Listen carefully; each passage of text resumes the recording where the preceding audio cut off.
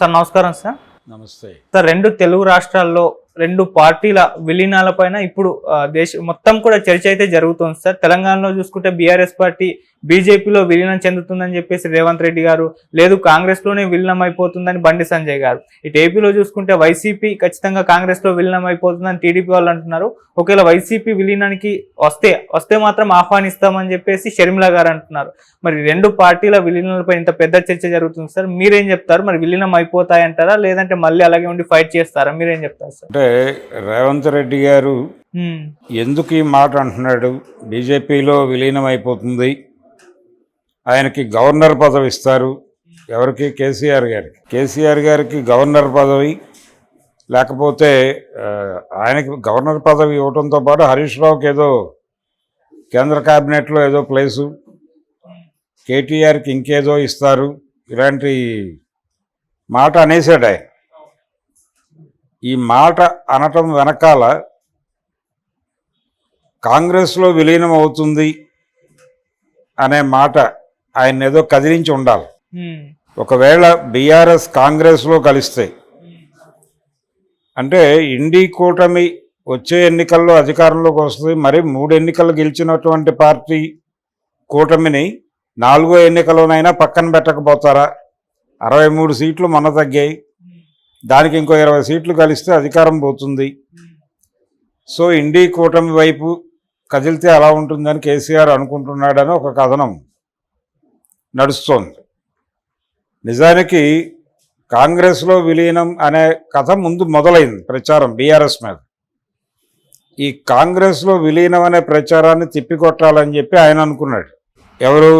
ముఖ్యమంత్రి రేవంత్ రెడ్డి గారు. ఎందుకంటే కేసీఆర్ పార్టీ దీనిలో విలీనం అయితే తాను కేసీఆర్ ఇద్దరు ఒకే పార్టీలో ఉండాల్సి వస్తుంది. అవును. అప్పటి వాతావరణం ఏమిటి అనేదన్నా ఆయన ఆలోచించి దెబ్బేస్తున్నాడా, ఈ ప్రచారానికి శంఖం పూరించాడా అనే ఒక ప్రశ్న ఉద్యమ కాలంలో బీఆర్ఎస్, అప్పటి టీఆర్ఎస్తో కలిసి నడిచినటువంటి వాళ్ళ వైపు నుంచి వస్తున్న ప్రశ్న ఇది.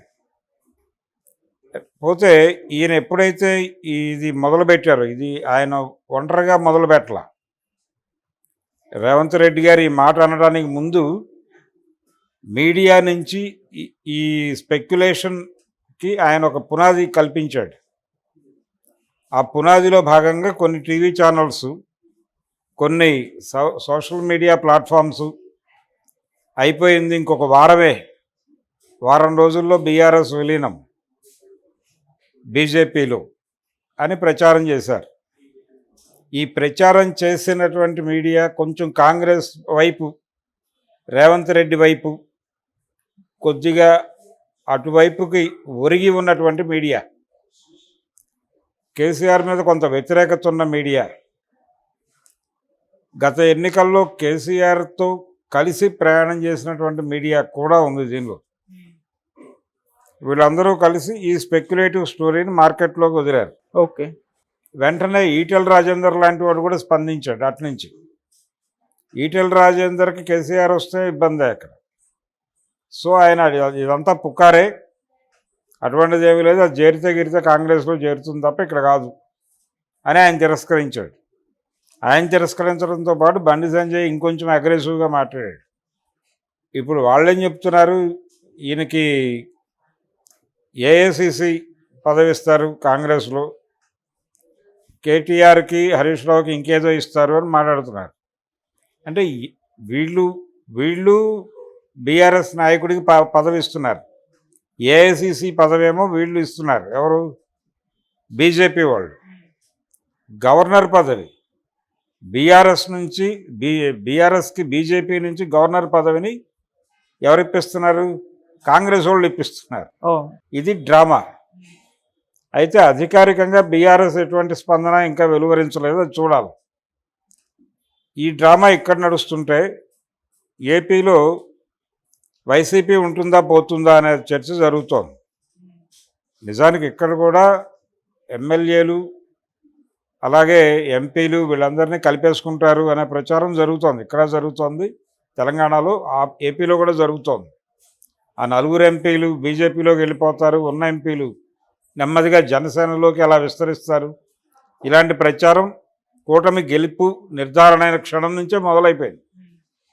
అయితే ఏపీలో వైసీపీ విలీనం అంటే కాంగ్రెస్లో విలీనం కావడం కోసమే విలీనం చేయాలని జగన్మోహన్ రెడ్డి అనుకుంటున్నాడని, దాని గురించి మమతా బెనర్జీతో రికమెండ్ చేయించుకోవడానికి కలకత్తా వెళ్ళాడని కూడా మాట్లాడుతున్నారు కదా.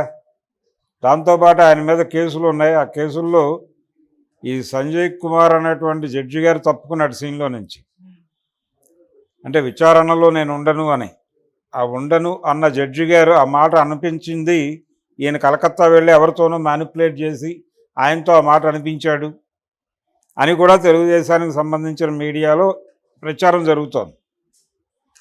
అంటే జగన్మోహన్ రెడ్డి గారు భారతిరెడ్డి గారు కలిసి కలకత్తా వెళ్ళిన సందర్భంగా మార్కెట్లోకి ఆ యాత్ర విషయమై బయట ప్రచారంలో ఉన్నటువంటి విషయాలు.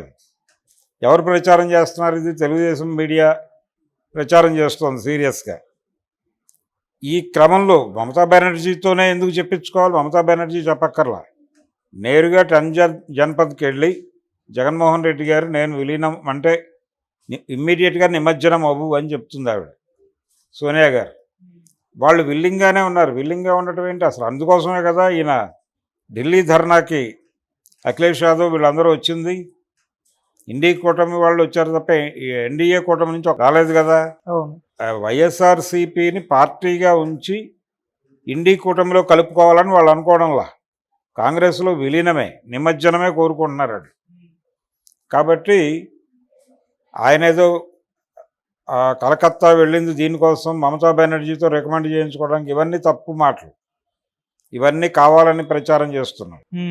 వైసీపీని అలా ఉనికిలో ఉంచాలని బీజేపీ అనుకుంటోంది. తద్వారా చంద్రబాబు నాయుడు ఎప్పుడైనా తలెగరేస్తే ఉపయోగపడతాడు అనేది ఒకటి. పేపర్ వైట్ క్యారెక్టర్కి కావాలి ఇప్పుడు. అలాగే కాంగ్రెస్ని లేవకుండా చేయటానికి కూడా పేపర్ వైట్ కావాలి వైసీపీ. అందుకని ప్రస్తుతం ఎన్డీఏ దీన్ని వైసీపీని భరిస్తోంది. అది స్పెషల్గా అలాగే ఉండాలని కోరుకుంటోంది.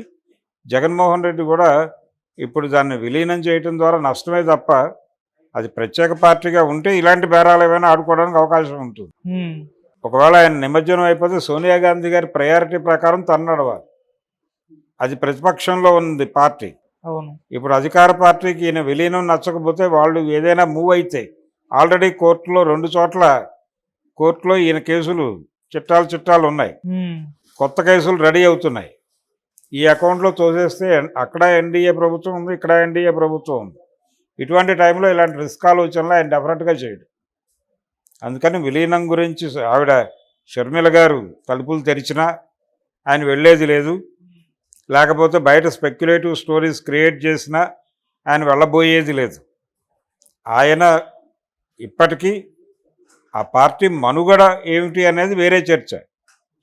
ఆ పార్టీ ఏ పార్టీ అయినా బతకాలంటే కార్యకర్తల బలం కావాలి. కార్యకర్తలనే కష్టాల్లోకి నెట్టేసిన చరిత్ర జగన్మోహన్ రెడ్డిది. కాబట్టి కార్యకర్తలు సీరియస్గా లేరు ఇప్పుడు. వైసీపీకి సంబంధించిన కార్యకర్తలు గతంలో అంటే 2019 ఎన్నికల్లో ఎట్టి పరిస్థితుల్లోనూ జగన్ని గెలిపించుకోవాలి అన్న స్పిరిట్ వాళ్ళలో లేదు. లేకపోవడానికి కారణం కూడా జగన్మోహన్ రెడ్డి. జగన్మోహన్ రెడ్డి వాళ్ళని పట్టించుకోవాలి. అధికారంలో ఉన్నప్పుడు పట్టించుకోలేదు. ఎవరైనా వాళ్ళ సొంత డబ్బులు పెట్టి ఏదైనా పని చేస్తే ఆ డబ్బులు వెనక్కి ఇవ్వాలి. మంగళగిరి ఆర్కే మీడియా ముందు వాపాడు కదా కాంగ్రెస్లోకి వెళ్ళిన రోజు, ఇక్కడ పనులు కాంట్రాక్టర్లకు డబ్బులు లేవు అంటే నేనే ఇచ్చాను, ఆ డబ్బులు నాకు గవర్నమెంట్ నుంచి రీఎంబర్స్ కాలేదు అన్నాడు. ఆ తర్వాత తిరిగి వైసీపీలోకి వచ్చాడు, వేరే గొడవ. కానీ ఆయన ఆ రోజున మాట్లాడిన మాటలు పేపర్లలోనూ పాత పేపర్లలోనూ యూట్యూబ్లోనూ ఉన్నాయిగా ఈ రోజుకి. సో కార్యకర్తలని టార్చర్ పెట్టాడు ఒక రకంగా జగన్మోహన్ రెడ్డి అనేది వాస్తవం. జనాలకు ఇచ్చిన సంక్షేమ పథకాలు కార్యకర్తలకు ఇచ్చుంటే బాగుండేదని. ఇలా పార్టీని పునర్నిర్మించుకోవాలనే ఒక గందరగోళంలో ఏం చేయాలో అర్థం కాని డైలమాలో ఉన్నాడు ఆయన. ఆ కండిషన్లో ఉండగా ఆయన దేనిలో కలిపేస్తాడా దానిలో కలిపేస్తాడా అని చర్చ. ఇక్కడేమో బీఆర్ఎస్ ఆ కండిషన్ కాదు బీఆర్ఎస్ది. ఇక్కడ కేడర్ బాగానే ఉంది, పునాదులు బాగానే ఉన్నాయి, అధికారం కోల్పోయారు అంతవరకే. దాని మీద ఇలాంటి స్పెక్యులేటివ్ స్టోరీస్ క్రియేట్ చేయటం తప్పు. ఆయన కూడా తను బతుకున్నంతకాలం కనీసం ఆ పార్టీని ఆ ప్రత్యేక గుర్తింపుని అలా ఉంచే ప్రయత్నమే చేస్తాడు తప్ప కేసీఆర్ ఇందులోనో ఈ నదిలోనో ఆ నదిలోనో నిమజ్జనం చేయాలని మాత్రం అనుకోడు. అందుకని 2 రాష్ట్రాల్లో వస్తున్న విలీన వార్తల్లోనూ వాస్తవాలు లేవు. ఎవరి ప్రయోజనాల కోసం వాళ్ళు స్పెక్యులేటివ్ స్టోరీస్ క్రియేట్ చేసి దాన్ని జనాల మెదళ్లలోకి తోస్తున్నారు అంతే. కాంగ్రెస్లో విలీనం అంటే కాంగ్రెస్లో విలీనం అని బీజేపీ ప్రచారం చేయలేదు, కానీ ఒక మాట అంది. అంటే ఆ మాట అనటానికి ముందు వీళ్ళు మాట్లాడటం, వీళ్ళు మాట్లాడిన దానికి ప్రాతిపదిక వాళ్ళు మాట్లాడింది అని. ఇది ఎలా తయారైందంటే మీరు ముందు అన్నారంటే మీరు ముందు అన్నారనే గొడవకు దారి తీసింది తెలంగాణలో. ఇది ఒక గందరగోళం. కాబట్టి 2 జాతీయ పార్టీలు కలిపేసుకోవడానికి సిద్ధంగా ఉన్నాయనే పద్ధతిలోనే చూడాలి. కేసీఆర్ వచ్చేస్తే కాంగ్రెస్ కలిపేసుకుంటే ఒకవేళ రేవంత్ రెడ్డి పరిస్థితి ఏంటి? ఈ సందట్లో తెలుగుదేశానికి చెందినటువంటి మాజీలు అంటే తెలుగుదేశం నుంచి బీఆర్ఎస్లోకి అటు ఇటు వెళ్ళిపోయి ఇప్పుడు ఏ పదవులు లేకుండా ఉన్నవాళ్ళు కొంతమంది ఉన్నారు. వాళ్ళు ఏం మాట్లాడుతున్నారంటే చంద్రబాబు నాయుడు గారు చాలా తెలివైనటువంటి ఆర్గనైజరు, ఆయన కేసీఆర్ని తిరిగి తన వైపుకి అట్రాక్ట్ చేసుకుని తెలంగాణలో తెలుగుదేశం బలోపేతానికి ఆయన సహకారం తీసుకుంటాడని ఇంకొక స్పెక్యులేటివ్ స్టోరీ సర్క్యులేషన్లో పెట్టారు. రేవంత్ కేసీఆర్ ఇద్దరితోనూ చంద్రబాబు మాట్లాడతాడనే తమ్నైల్తో ఆ వార్తలు సర్క్యులేట్ అవుతున్నాయి. ఇదొక గందరగోళం. ఇలా పార్టీ ఓడిపోయింది, అధికారానికి దూరం అయింది అనగానే ఇన్ని రకాల స్పెక్యులేషన్స్. తెలుగుదేశంలో కలిసిపోతుందని ఒకడు, కాంగ్రెస్లో కలిసిపోతుంది ఒకనొకడు, బీజేపీలో కలిసిపోతుందని ఒకడు, ఇలా కమ్యూనిస్టులో చేరతాడు అనే మాత్రమే ఇంకా స్పెక్యులేటివ్ స్టోరీ రాలా, మిగిలిన అన్నీ వచ్చేసినాయి. అవును. కాబట్టి ఇంత గందరగోళం చేస్తున్నారంటే అసలు అక్కడ విషయం లేదనేది అర్థం. రేపు ఎల్లుండో వాళ్ళు ఎలాగో అధికారికంగా ప్రకటిస్తారు ఈ వార్తల మీద. అది వచ్చాక ఒక క్లారిటీ వస్తుంది. జగన్మోహన్ రెడ్డి అయితే అసలు ఇలాంటి ప్రకటనలు కూడా చేయాలని అనుకోవడం లేదు. ఏమనుకుంటే అది అనుకున్న మూడ్లో ఉన్నాడు ఆయన. తనని తాను పరిరక్షించుకునే పనిలోనూ తన కోటరీని పరిరక్షించుకునే పనిలోనూ ఉన్నాడు ఆయన. రేపో మాపో